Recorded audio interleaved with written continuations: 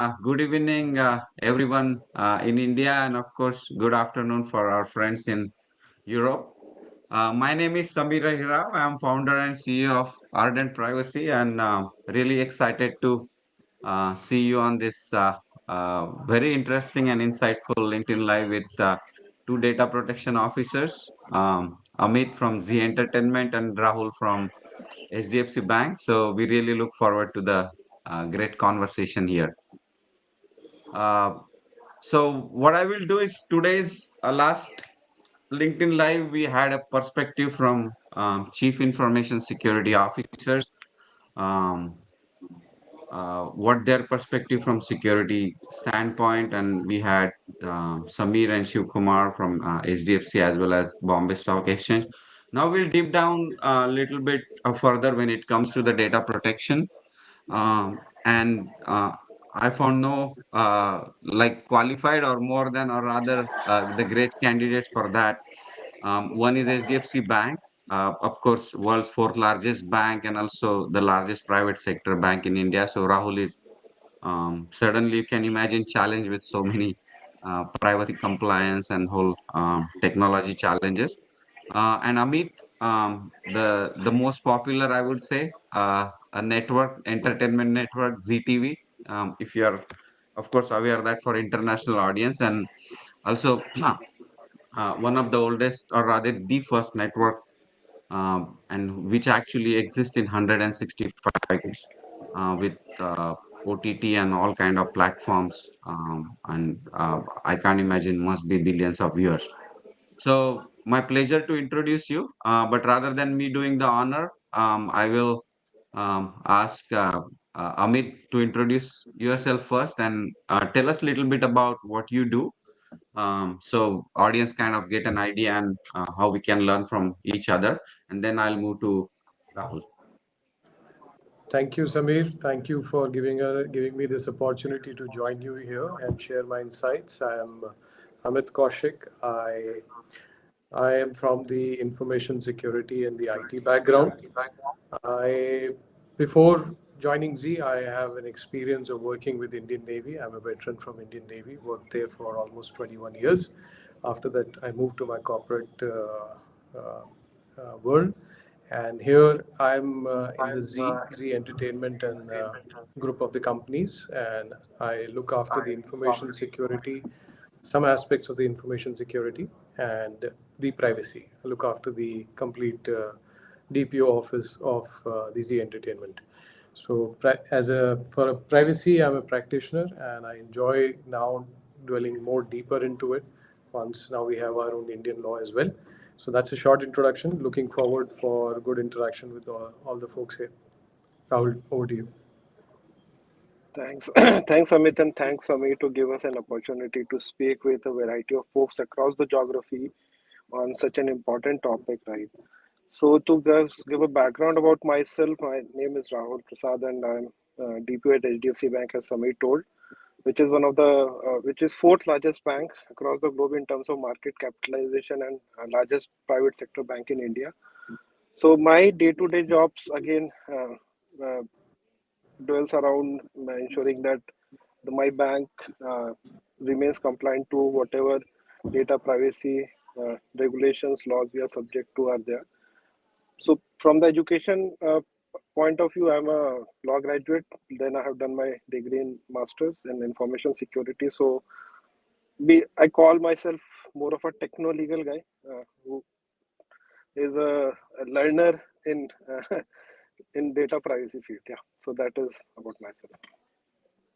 Yeah, and of course, thank you so much for joining today, both Rahul and Amit. And just to give context, I mean, how many consumers or rather customers have? I mean, I think it's humongous, right, in terms of and maintaining privacy and with this landmark regulation, right? What we call like privacy at scale, with inclusion of basically the recent financial inclusion phenomena which happened over the last 10 years, whether it's UPI, where it's Aadhaar, and I think it's at pretty global scale, and also I think it's expanding to G20 countries. I think at least 12 countries have actually showed the interest.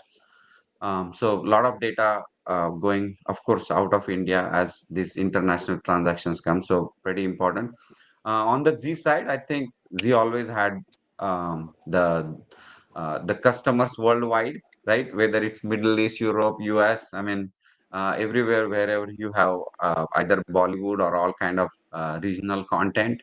And recently, I think there is a merger in progress for Z and Sony.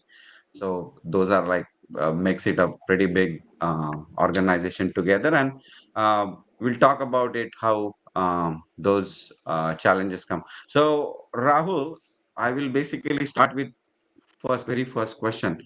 So when you do the privacy or say, for example, law, right? I think DPDA is one, and I'm pretty sure GDPR and other laws came in the past. What's the first biggest adjustment, right? You have to do, and when what comes as a DPO, right? When the regulation actually comes, passes, we're still waiting on some details around it. But what is the first biggest adjustment, right? What are like top three priorities you see from your angle as a data protection officer for a large bank like HDFC or financial, I say powerhouse like HDFC or any fintech organization, right? If you put that into the micro segment like applications and processes, people, consumers, and all that. So enlighten us with that. Yes, Ame. So I think a very pertinent question, and that you rightly said, right? A lot of clarity would come with the rules which would be coming in future, correct? But uh, I would attempt to address this into twofold. There are two biggest issues which I think one is obviously having a data bill of materials, what we call about, right? So having a visibility of data being such a legacy bank is one of the key challenge what we have, right? And then uh, every organization would have that, right? Because unless until you do not know what to protect or where your data is being scattered across, right? So you would not be able to have a proper overview of what I have to do, right? Where I have to start. And the next important thing for any organization is to see that what kind of data flows, right? How the data is flowing. Because if you see the flow of data from collection till its life cycle, right? All privacy controls would come at each stage. So when you're collecting the data, the consent notice would come in play. When you're storing the data, reasonable security practices will come in place. When you're sharing the data, your data minimization, purpose limitation will come in place. When you're retaining and storing the data, your retention things comes in place, right? So understanding the data and end-to-end flow of data across the processes is one of the big challenge what I see for any organization. The second thing is it's another law which has come, right? And every organization has to being global in nature, right? So you have to comply with various laws even though you're not operating in some geographies, but still you need to, you might have a customer, right? You might be serving somebody who is sitting outside of India, so you have to comply to some of those regulations, right? So trying to understand that what are the commonalities and what are outliers, how to manage a certain piece of law and how I can ensure that what kind of control framework can put in place to ensure that how can comply with varieties or laws. So these are the two typical things what I think any organization would have to face. Uh, I know many organizations would have entered into things of GDPR. It would be little simpler for them, but still lot of things to do. But important thing is getting the visibility of data end to end flow, and your data bill of materials are the important thing.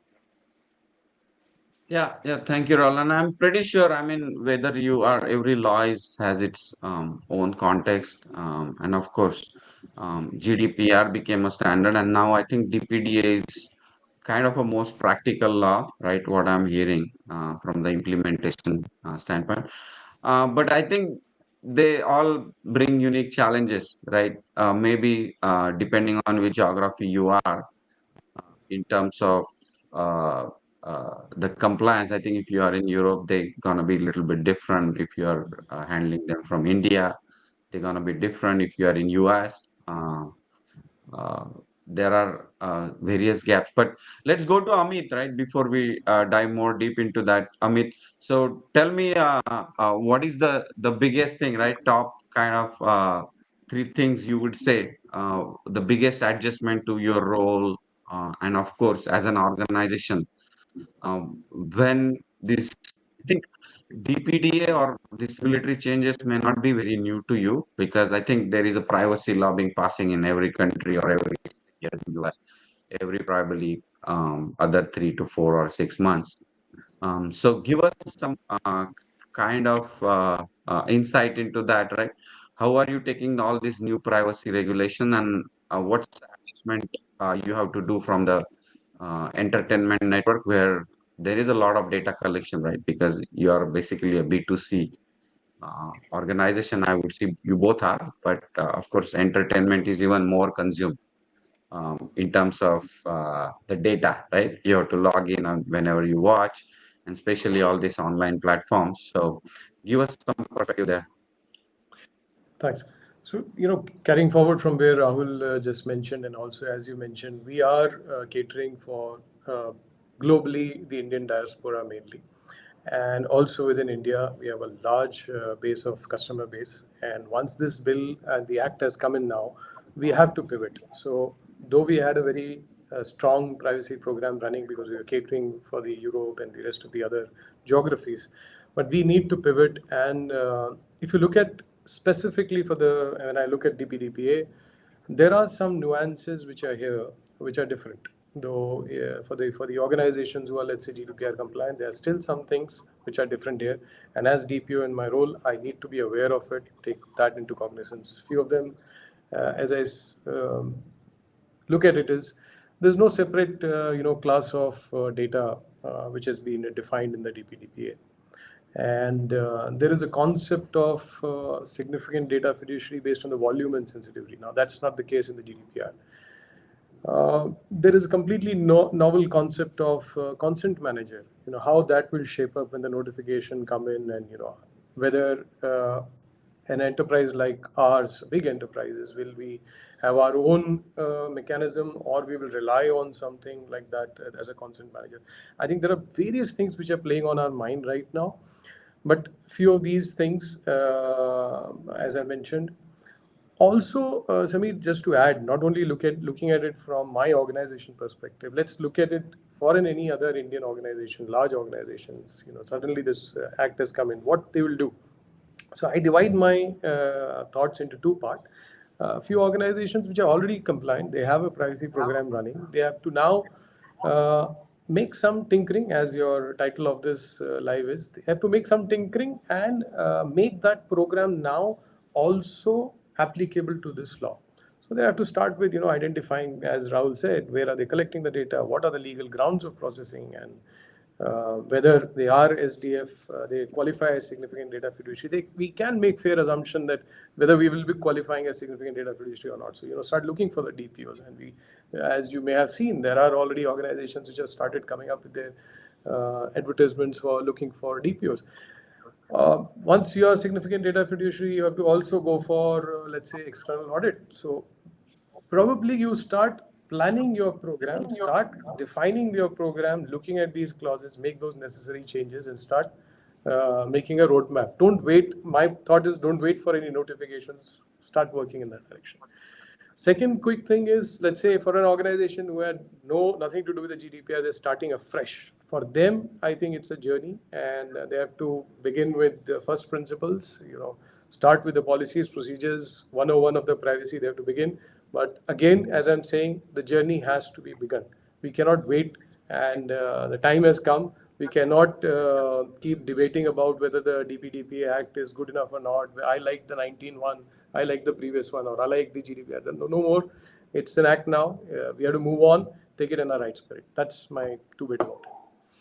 So Yeah, I yeah, would I just think want that. to add, sorry, Please, Samir, to please. just come in between. So I just want to add, Amit said, everyone has to start, right? So my only submission here is that do not wait for the rules. Do not wait what is coming, because the rules would come, but some basic tenets of the program has in there, right, which start from your data. And as Amit told about understanding the legal basis of processing, whether it has to be consent based or it has to be voluntary, and things like that. So that still you have to start figuring out. You have to understand your collection points, try to see what kind of data you are collecting, whether that data is relevant, there is a purpose behind it, whether that purpose is coming into your consent and privacy notices. Then if there is nothing, if you are collecting something on top of it, try to see how you can ensure that that data is not getting collected. So those are things would come in place, right? And you have to start thinking on those and start doing some action. Awareness is the key. You need to make and train your whole organization, because they have to understand what is coming their way, because it's not a one person job like a DPO, it's an organization job, right? So everyone has to play a part, business has to play a part, IT has to play a part, everyone has to play a part. So they should be understanding that what is coming their way, and accordingly you have to run the program. Yeah, and of course, I think, yeah, there can be always different, right? This would have been better, and yeah, as a consumer, right, you always want the most in terms of, but at the same time, um, I think we need to think about that first. There is a law, and I think a lot of laws, right? I think Washington State was about to pass the law. I think they tried like a couple of times here in US, and it just fell through because we are trying to achieve something, right, which is much larger, and we actually forget the immediate goals, right? So having law in place, a very fundamental basic law in place, is absolutely important, and I'm glad that the DPDA is format. And I think from organization perspective, you have to do it today or tomorrow. I don't think facts are changing. Everything is digitized, right? You are using personal data of everyone, right? If you keep losing that, those customers gonna think one day, right? Hey, how, if you are based, if say it is a bank, that if you are keeping my money secure, I can prove that if you keep my data secure, right? And especially in the business. And yeah, I mean, data breaches have a good history in terms of if you see how many news are kind of um, breaches happening every day and various, and IT is complex, right? I won't say that there is a perfect world out there, but I think starting early is the conclusion there in terms of whatever it says, and I don't think fundamental things are changing, right? You still need to have some base privacy framework, right? And why you are processing data, how and how you actually do um, uh, take into consideration, and I would say how you responsibly use customer data or trust, right? How you build that trust with the customers that their data is secure with us, in line with your brand value. So we'll deep down a little bit more into that, and I think we can take the next question, right? So as far as compliance goes, right, from DPO perspective, what are like biggest gaps you see, Rahul, today, compared to the new law, right? And I know there is also law in not just DPDPA, but also I think Kingdom of Saudi Arabia passed another or Yeah. recently passed law. UAE is also big on that. So, what are the biggest gaps in compliance, which you see, which you need to fill in, right? And we can say that, oh, there we already have the program from the like past learnings, but right, practically your environment keeps changing, and now with all this chat GPT and AI, right? Not gonna basically hope we get to cover some of part at the end of the session, but long story short, there is just too much out there, right? And it's privacy, AI is security, user data is at most important. So what are the gaps you see, Rahul, and how are you planning to fill them? Okay, so when it comes to complying to multiple regulation, right? So one thing what we have to keep in mind is the privacy principles, right? Whether you take OECD guidelines from 80s, or you take any UDPD of 1995 and subsequent data protection laws, data privacy law, yeah, TPD, any law across the globe, right? Those set of principles, and those principles more or less are common across. So it talks about legal use, lawful usage of data, purpose limitation, data minimization, security of data. So those all things are common across, right? So if we have to kind of look at to complying to multiple laws, we have so something what anyone can use is a common control framework approach, where you try to understand the rationalized requirements or the commonalities between all the laws and some of the outliers, and accordingly try to see which process you have to implement those outliers. And then if you comply to those rationalized requirement, I would say you might be complying to 70 to 80% of the requirement, because as I told, the principles remain same. Some of nitty gritties may differ, like in terms of somebody may say that you have to report within 72 hours, somebody may say that you have to report in 15 hours, somebody would say that you have to respond to customer request within 1 month, some laws would say you have to do in 15 days, but ultimately you have to respond to a customer request, right? So those all rationalized requirement has to be considered while you are developing the policy procedures, map it to the requirements, and whenever a new law comes, try to chunk your law again into those CNs.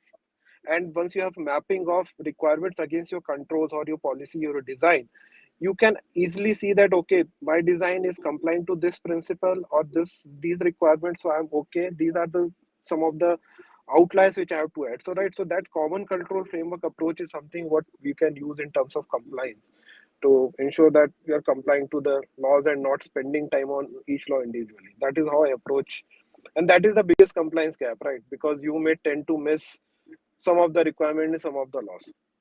Those are the gaps which may happen. So that the common control framework approach would be a good, nice way of looking at it. Yeah, yeah, and I think yeah, we will it absolutely. I think there is a need, right, for a common control, because I know in my Deloitte days we always had, there are so many, and the compliances you need to abide by, right, in multiple customers and multiple countries.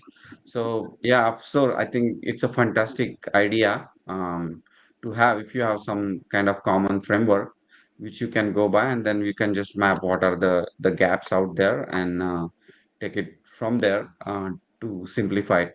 So Amit, I know you have a big responsibility on your shoulder as well, right? I think I am pretty sure there are so many things out there, but how can we summarize, right? What are like preliminary gaps, right, which you need to address when a new regulation comes in this case, DPDPA?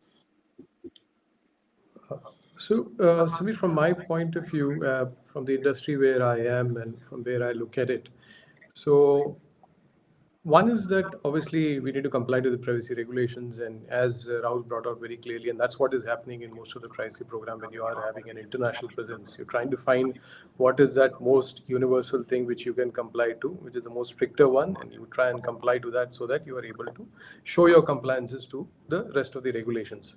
So that's obviously the way forward, going forward, mapping DPDPA clauses and nuances to the privacy program. However, like to give some examples, to this problem. See, like for our bill, DPDPA has not given any guidelines that we need to maintain ROPAs or DFDs. What does that mean? Does that mean that we are not going to prepare the ROPAs? I don't think so. There is any other way where I will be able to then maintain the processing which is happening across various departments. So what I look at it is that probably we'll have to create a program which is based on the principles, the basic fundamental principles of privacy. And obviously, we are in a business and we have to do business, and therefore, then put a second layer of that: what regulations are am I need to comply to, and whether my program now is actually meeting those compliances or not. If GDPR is not applicable to any Indian entity, we should not be bothered about the GDPR. See, till such time we were not having any regulation, there were a lot of Indian entities and organizations. We were focusing on some of the gold standards like GDPR, which is very valid and apt. But today, now we have to create a program on fundamental principles of privacy, then look at the regulations. One more example which comes to my mind, and specifically from my industry, is that we are we are based on our revenues and everything is based on advertisement. Advertisement is a very complex business when it comes to privacy. It is not a small problem we can solve many problems based on my experience in the privacy. But advertisement is very complex because you have publishers, you have subscribers, you have exchanges, complete ad tech industry in between. And that's a challenge which I see, irrespective of DPDP or not, where my focus would be going forward. How I make it more easier, compliant. There are sets of solutions which are coming up. You must have heard of data clean rooms. There are various technology stacks which are helping in that. Now, it's not that the only organization can think about it and start implementing it. There is a complete backend system. The folks who advertise on our behalf on our platforms, they need to also come around and agree to this. I see a push in that direction. So that's one thing which, from my industry, when I look at it, or rest of the other targeted advertising or the personalized advertising, what we are doing is a complex thing which we will focus on going forward. That will be there on my mind because I see that's one place where there are gaps and there are non-compliances in my view when I look at it from a Puritan eye of privacy. The other is when we are in a business of personalized content delivery or reaching out to our customer, then how are we creating those recommendations? Have we called out those purposes very clearly to the end user or not? Because let's say for an OTT platform or any other such platform, we are in a business of hyper personalization. We want to reach out to our customer, give him the right recommendations. How are we basing those recommendations on? Are we treading on a path of boundary? Have we catered for that our algorithms and everything is based on ethics and are responsible? So these are the two, advertisements and our recommendations wheel, where my focus would be. And as I said, if the first principles will always be not based on any particular regulation, but on the fundamentals of privacy. Yeah, and I don't see, I mean, I don't remember something related to advertising. I know it's a very complex and mainly the self-regulated industry, right? The whole that ecosystem, and there is a lot of data flowing in that, right? It's all about privacy, if we say So, it's all about personal data, right? That somebody and it's a whole exchange, right? Like earlier you said. So thanks for uh, insight on that. I haven't seen particular language, right? If advertising industry actually is uh, us how those guidelines, but I think more and more things will be eventually coming. But I would consider that of course is a main data fiduciary or whatever they call significant data fiduciary, and based on that, I think there will be more guidelines coming, very industry specific, or how do you interpret um, those on that. But let's move on to a little bit of separate topic, right? And let's talk with significant. I would assume, right, whether it's a significant or data fiduciary or not, I don't think that um, will necessarily matter. Of course, the controls will be stricter for significant data fiduciary. But see, there are data breach notification laws, right? Data breach laws right now, even in our IT Act, or if you see globally, even in US or UK or Europe or everywhere, there is some kind of a data breach notification law. But how that incidence response and data breach context actually changes with the new law, that's what I would like to actually deep down a little bit.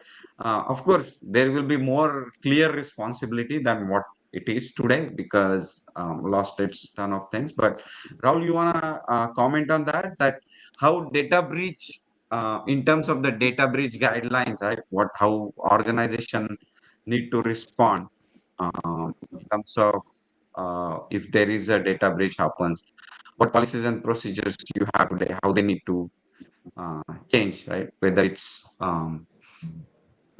small data breach, significant data breach, or maybe third party, right, where you get involved or pulled into indirectly into that. So yeah, give us some kind of insight on that. How do you, where your program is either changing, or how do you even basically interpret that hey, what if tomorrow some data breach occurs and how my responsibility is changing? So a very pertinent question, and I think most of the organization will be thinking about it because the penalties for that breach is highest, right, up to 250 crores, right? So everyone has caught, that number has caught everyone attention. Now coming on to the breaches, right? So first of all, we have to understand and read by the definition of breach in the law, right?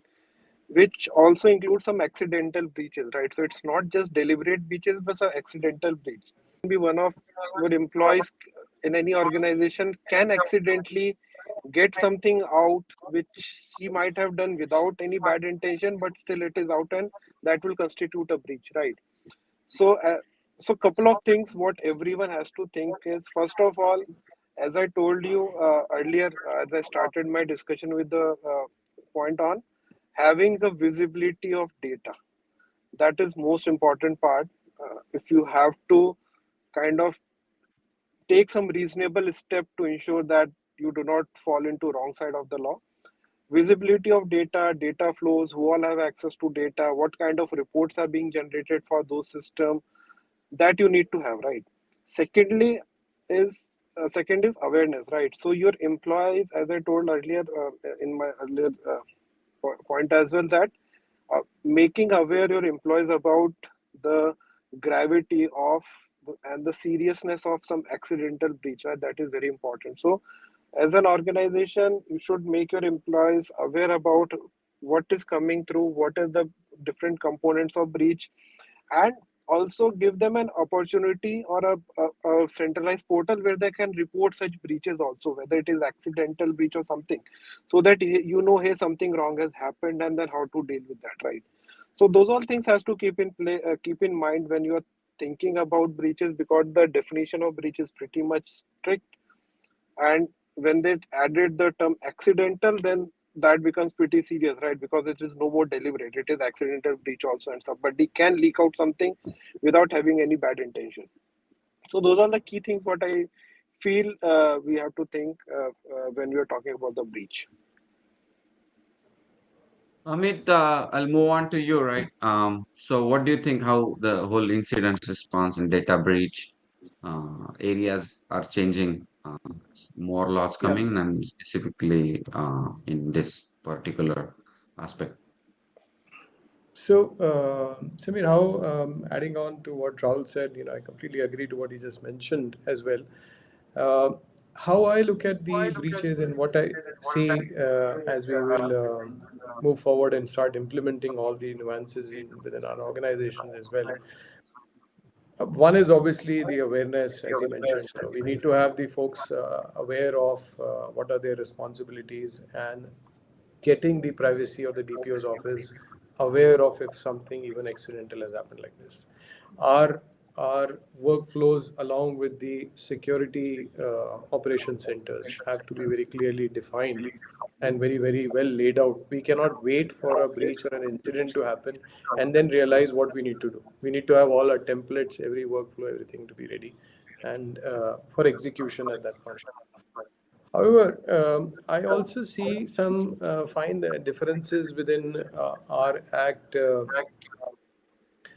See, the GDPR is more risk-based reporting when I read, but the DPDPA is very much stricter in some sense. Though the time duration has not been specified, but I will presume we have certain guidelines, and I think it will be almost similar to that.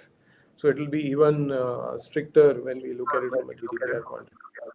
So we need to align ourselves, be ready towards it, and make sure that their culture has been built within the organization that reporting a breach is somebody should not be shooting the messenger. The Privacy Act in India, as I look at it now, we are in an age of digital transformation from India, digital public infrastructure. Many things are happening. See, when the IT Act came, there are many clauses there which, if you look back in the history, we have not been able to enforce them or put people to task, take them to court. But today, I think that change will happen because going forward, we are in different era now, and there will be an adoption, and the DPB and the rest of the government organizations will be enforcing this law much better, much more efficient when I look at it from an ITA point of view. And that's why, even though there are clauses, there are things which are laid down in the ITA, but they were not effective. But yes, there will be challenges from a legal point of view to implement everything. But from an organization point of view, I think we have to be ready and start reporting first and foremost to the DBB as per the notifications when it comes. But Samir, I feel that SDFs, the significant data fiduciaries, will have much more obligations compared to the normal data fiduciaries. And the Indian government, I think, looking at the present, the way the business is happening, we are transforming. They have kept that the route where they will define who will be the SDFs and who will be exempted from this regulation. So that's a space to watch out for.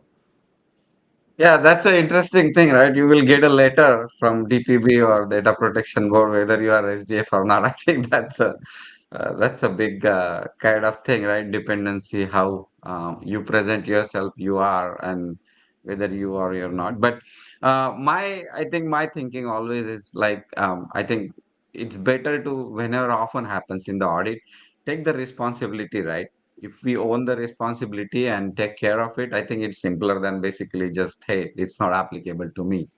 And I saw that so many times, right? Earlier, if an auditor hits your door, right, your first thing is no, right?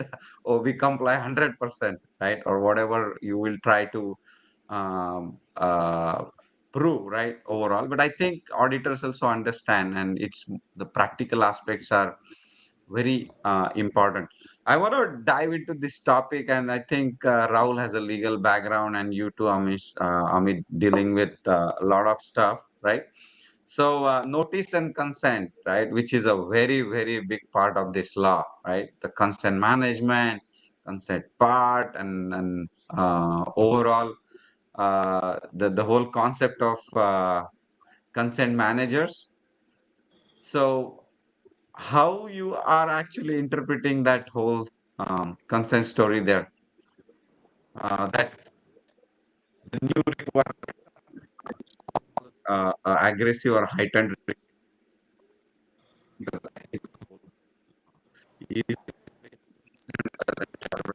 basis, that if principals data can be gathered only if they consent to specified purpose of data being gather, right? How you are going to adjust that, what exists today, right?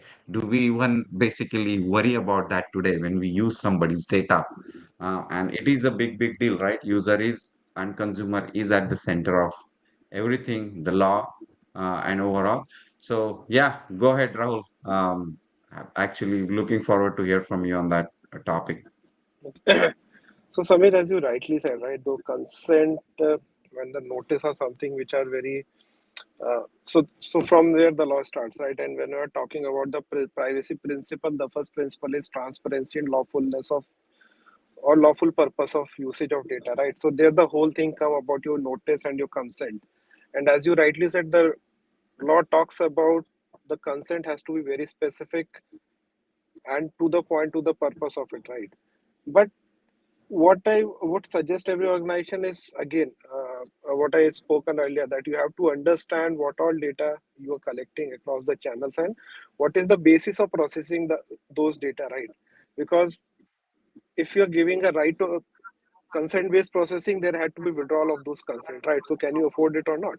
So you have to see what are other basis of processing which you can try and have a proper justification that hey, probably some other factor, or whether it can be employment or voluntary or whatever you want to use, right? So carve that out and document it somewhere that hey, this set of processing or this data which I'm collecting, the basis of processing is this, and for us it is consent. And then when it is coming to consent, right, so your consent statement has to be very precise. It has it has to be to the point where you tell very clearly that what are the key purposes, no etc, no vague sentence. It has to be very specific. and the user has to take an affirmative action, and the consent has to be free. There can be no coercion applied on a person, or there can be no condition behind a consent, right? And consent has to be free. The opt-in has to be there, not the opt-out approach. So those are things which are to there. And one thing what is novel in India is looking the size of our geographies and so many languages, right? And the law clearly says that you need to have consent in other 22 languages which is recognized in Constitution of India. So that also you have to think that how you can have to translate those notice and consent into those languages so that it's easy to read. And also what I think that the tick box where you have consent in hyperlink may work for a geography which is pretty much advanced in privacy and all, right? In India, probably you have to think little bit more that where you ask users to read through that precise consent statement and then say okay, so that legally you can prove that I have given an opportunity to a data principal to read the consent and then he has accepted it. Right. So those are things what you have to keep in mind since you're dealing with a geography in India. We have variety of languages, variety of people, different culture. So you have to think all those things in mind while we are drafting our consent statement. And as I told, it has to be specific to the purpose. And then it drills down to your collection, then it drills down to your usage, ensuring that you are not using the data for some other purpose what you have not notified to the data principal. So those all things will come in place when you're talking about consent and notices. Yeah, and I like Samir, can I the add whole quickly something? yeah, just to finish there, so nutrition label thing, right? I really actually like, rather than asking us to read like 15 pages of lawyery documentation, I think that nutrition label concept is really good. Go ahead, Kamit. Sorry, I just wanted to make sure I complete that thought there. No, that's see on the consent. I just wanted to add two bits. Specifically, let's say when we look at our DPDPA, obviously when we are identifying our legal, grounds of processing, why are we? What is the legal grounds? Whether is there anything else other than the consent we can base our processing on? I feel.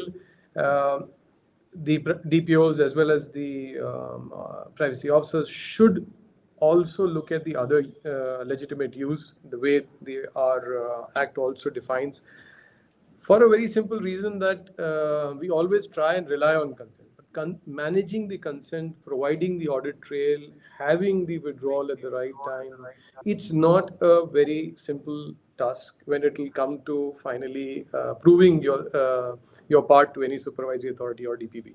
So consent should not be the first point to jump on and rely on. Now, if that's the point, do I have enough legitimate use cases given in the DPDPA? When I look at it and when we read a lot of commentaries around, there is a difference, and that fine difference is that they have not included the contractual obligation. Now, what does that mean? That means that all legal bases which were bases on, let's say, contractual obligations, we'll have to go around and start taking the consent. So maybe again, space to watch out for. Maybe some notifications will clear some ground on it, because there is a legitimate use, in my opinion, if you are, let's say, online retail shopping is happening, or let's say subscription-based contract is happening. What will we always rely on a consent now on that basis? GDPR had a basis that you can say that it's a lawful basis, a legitimate use case. So that's one area which I feel we'll have some more clarity in coming months. And definitely, one of the big thing which has come out in the DPDPA is a consent manager. I think it is keeping in mind with the digital public infrastructure thought process of our government, that giving the burden of managing the consent for the enterprises will not be an easy task. So can we actually take it to a middle level where there will be another entity called consent managers, and they will be responsible for ensuring that consents are freely given, the purpose is actually what is defined for, and withdrawn when it is. So again, a space to watch out for. I feel organizations like big intermediaries will act as the consent managers, and lot of entities and organizations who will have legal basis as consent will rely on that consent manager. So a great, in my opinion, a great move in our act. How it gets implemented will be a space to watch out for. Yeah, so No, just and yeah, go ahead, no, sorry. Rahul. So just touching on the consent manager piece, I think that has been tested in financial industry. So you may want to read account aggregator concept. It's kind of work on the same concept of a third party taking the consent from a person before sharing the financial information. So uh, my view is that the consent manager would shape up in a way the account aggregator piece has shaped up. But one thing what we have to keep in mind is that though account aggregator would be responsible for ensuring that the consent which has been taken from a principal is free and as per the law of the land, but ultimately the responsibility that you have taken a consent and you have done a processing basis consent lies on you. So you need to also have something in place where you can store those consent artifacts with you so that in case you have to prove those artifacts in court of law or in court of authority, that would has to be there. And also somebody want to read about consent manager, so I keep on telling in various forum that you can read DEPA. There is a document from Ministry of IT, or I think from the Niti Aayog, which is DEPA, which talks a lot about consent manager, right? So it that may clear some ground on how it would work. But as Amit rightly said, that's a space to watch out how it will span up. Yeah. Yeah, Rahul, if you can add link to that DEPA, right? That would be, I think, good for the audience in our LinkedIn, the same link where we are actually hosting this. So that would be wonderful. So thank you, Sumit. Right, I see Laura, like a couple of questions from audience here, especially Sumit. Thank you for engaging with that, and I think he has interesting questions around consent. And earlier, I think we already covered in earlier talk, earlier question. But yeah, so what Sumit is saying, how do you see lawful basis of voluntary consent, right? And this is for Amit mainly. And then Rahul, say for example, if I am subscribing to a Z, right, and choose to get my bills through email, and tomorrow I don't want to get communicated through email, but other channels will have the options, or it would be understood by SDF that it's deemed or voluntary consent. So how do you get the bill, right? So how do you basically interpret this lawful basis for voluntary consent? Great question, Samir. And as I was mentioning earlier, also, most of the places we should look at possibly such lawful basis other than the consent. But it doesn't mean that the rights are not available to the data principal or the data subject. And we have to provide all the rights. So we have to give the mechanism where if he's not willing to receive, he should have a ability to reach out to the office and with the ease and withdraw his voluntary consent as well. Definitely, there's no two ways about it. So just Rahul, to you want to add something yeah in yeah that? yeah yeah. So the term voluntary consent actually has been there in other law in Singapore Data Protection Act. That term appears under deemed consent bucket where they talk about voluntary consent. And if you read that law, it says that whatever data you want reasonably from a data subject or a principal for the specific purpose, can be that can fall into voluntary. So for example, I keep on giving that example in various forum, and again repeating here is you are going to a medical shop and you have to buy some medicine. For that you have to show your medical prescription, right? Without your prescription, the pharmacist would not be able to assist you with the medicine you need. So that is reasonably required for them to at least look at and tell you and give you the necessary medicines. So that has to be stopped for that purpose. They cannot use it for some other purpose, right? So giving it to some pharma company that hey, this type of for their research and all, because that's not the purpose. My purpose is to take the medicine, and for that I have to give a prescription, my name probably, so that he can assist me with something, but not more than that, and it has to be used for that purpose. So it would be reasonable to see. Miss, I would suggest that you have can look that Singapore law. It has got a very big section on voluntary consent, and we can take a guidance from there. But they have also cautioned that if you are using that basis of processing, that would not stop you in various complaints from the customer, because that's pretty much gray area. And then you have to see how better you document in your uh, notifications or in your notices that what is your basis of processing using voluntary. Use it cautiously, but it is there, so you can take some cue from that country as well. Samir, if you look at it in our act, it very clearly specifies that the moment the purpose is finished, the consent is deemed to be withdrawn. So that's, I think, it has been clearly brought out there. And as Rahul brought out, that voluntary, even if you have been provided, you cannot misuse is beyond the purpose which has been provided for. Yeah, I know. I mean, I think this tinkering can should go for at least couple of hours, man. There's a there's a lot to discuss there, but what I will do is I'll end on one more interesting part is actually I like about the law is children, right? So anybody who is under 18 is counted as a children because I think there are just two complex kind of determination. How do you basically make a difference rule for 12-year-old, 13 versus 14 and every country? And sometimes I find it, man, I mean, unless you're adult, right? I think we should not have actually those many segregation because first of all, validation of that data itself is a big deal, right? Whether somebody is 13-year-old or 14-year-old from different geography, color, races, and all that, and even the maturity, right? But I would just basically take that as a concluding question that how you are handling or what's your thought process on the children consent. I'll go with Amit first and then Rahul.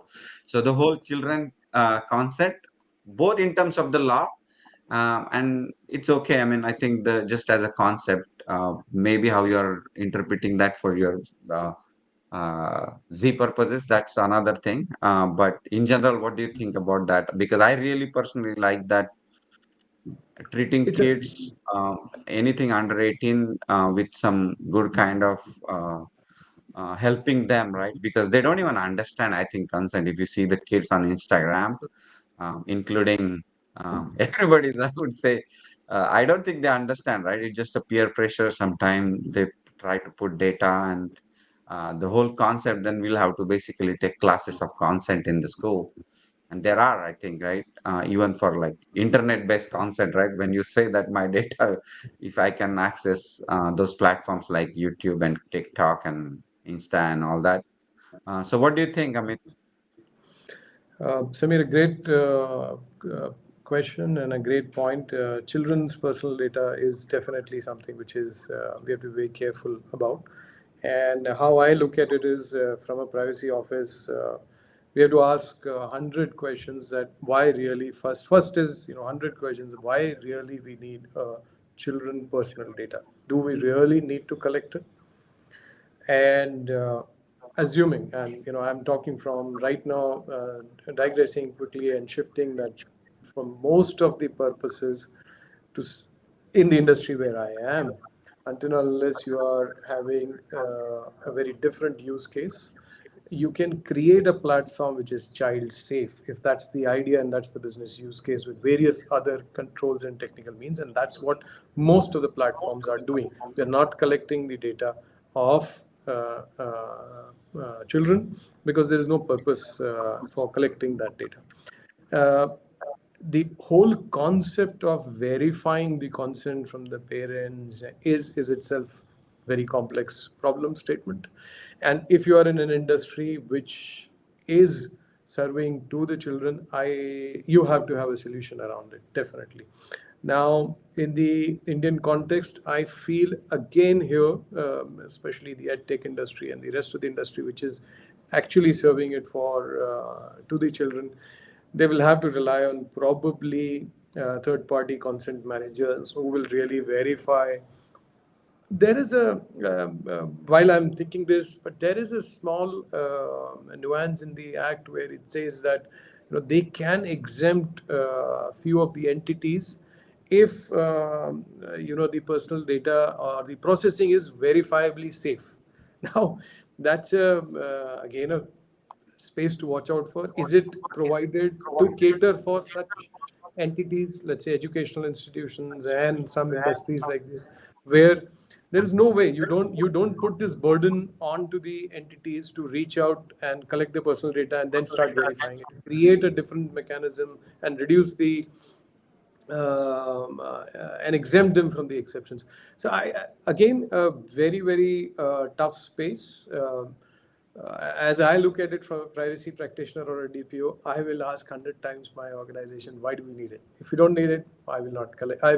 We will not collect it. And there are the ways to um, serve the content. They can be. That's a different problem statement itself. It is. You don't need the. So that's my view on the children personal data Yeah. collection. Yeah. Thank you, Amit. And Rahul, please. Yeah, I think You Samir, want to add to that? yeah, Samir, so when you started, right, this particular question, so you said that children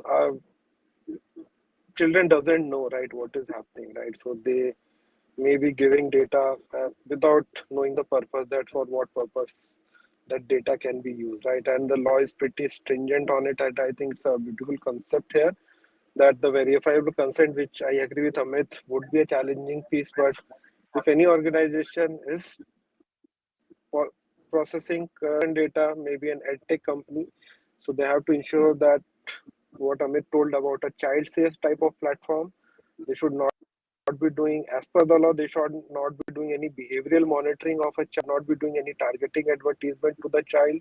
So those all things has to be kept in mind if you are processing children data.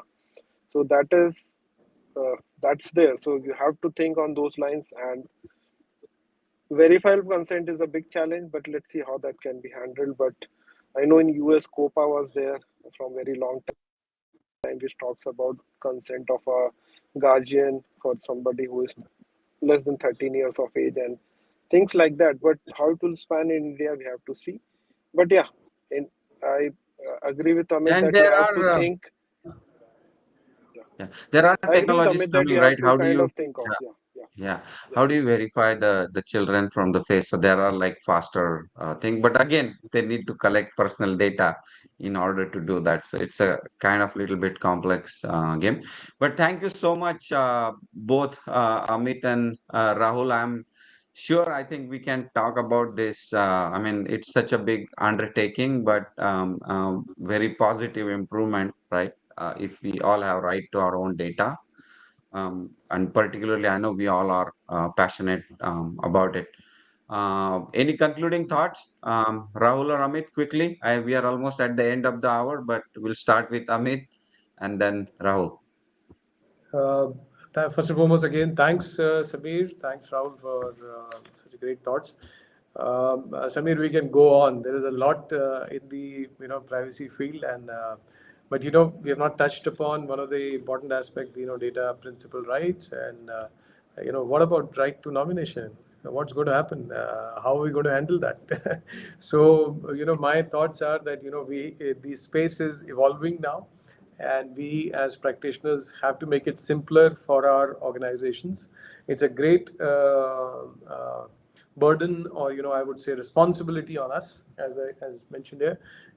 We have to be responsible now and become a conduit between our management and these regulations. One more thing I believe in is that we need to also understand our business and don't be naysayers. We have to make sure that what they're trying to achieve within our organizations, how it can be done. Because after reading so much of regulations and policies, procedures, our mind is actually tuned to first think of, no, this can't be done. But then how it can be done? How do I enable my organization to still work along with these regulations and achieve the objective? Because finally we are in a digital era and we need to move forward, we need to move ahead. So these are my thoughts for every practitioner or a DPO or a privacy professional. And find a way out for your business which is compliant and still achieving the business. No, thanks, Rahul? Amit, and again, Samir, thanks for giving this opportunity to talk on this topic. And as you rightly said, if we keep on speaking, we can spend an hour or more than that, right? So there are so many things in this space. But I would conclude by stating that it's a great piece of legislation which has come in India at the right time when we are going digital. And from the ease of doing business perspective, I would say many complexities has been removed, which was in the earlier draft version. And as in India, it would slowly evolve, and it's a basic framework. So you have to think it as a basic framework of privacy, which has come in India, and more uh, muscle and meat would add on this framework, and it will evolve slowly. But you have to think that perspective. And coming to the point on where organizations are thinking that it is hindrance to the business, so I keep on telling to everyone everywhere that it's a positive sum, not a zero sum. So privacy is a positive sum, it's not a zero sum. So you have to think from that perspective, and it will certainly enable you to do business in a better way. Yeah, thank you for sharing the perspective, Rahul and Amit. I'm pretty sure a lot to learn and a lot to go, and we will actually do more session. I wish we can do some in-person sessions too, right? In future, I think there are quite discussions going on, and we are getting a lot of those. But thank you so much for first of all taking your time and sharing your experiences from the such a large scale organization which we all can learn from. So thank you and have a wonderful weekend. Yeah, same here. Thank you. Thanks. Thank you, Thank you. Samir. Thank you, Rahul. Thank you. Yeah, bye bye.